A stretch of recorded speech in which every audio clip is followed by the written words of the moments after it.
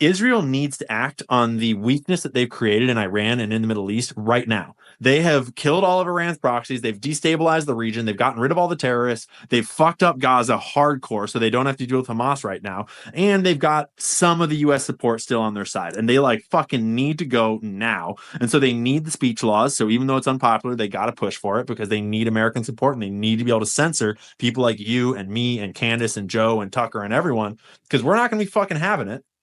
And then, like, they need to start dropping bombs right away. Yeah, because they only have a window of a year or two, right? Like, let's be real.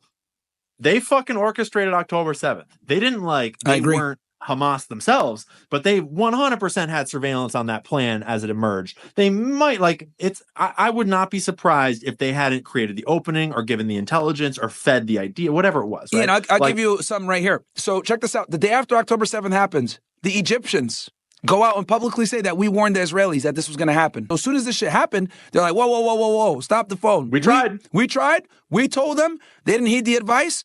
We did what we were supposed to do. And that reporting got fucking buried, dude. It did. So fast. Because clearly, the fucking, come on. Israel is a surveillance state. Everyone in fucking Israel is IDF. Like, it's mandatory service. There's an M16 in, every other fucking house.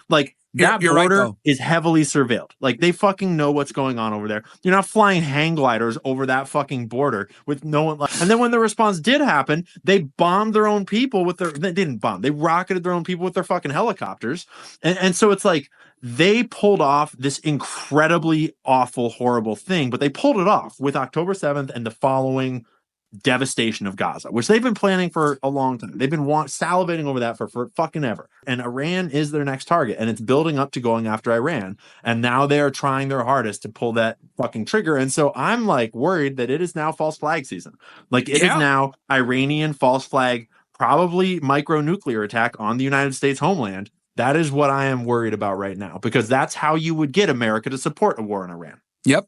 You would need a new 9/11. You need to be bigger. You need to be or at least just as bad. And you need to be something new. It obviously can't be planes fucking flying into buildings all over again. Yeah.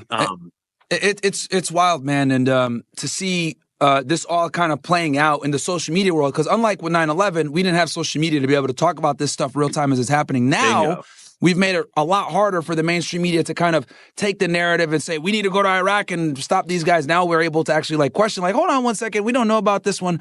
This is a false flag or whatever. And we're able to, create quite a bit of a dissident audience and not keep people from being brainwashed by the mainstream media, because they don't have the same monopoly they did 20 years ago.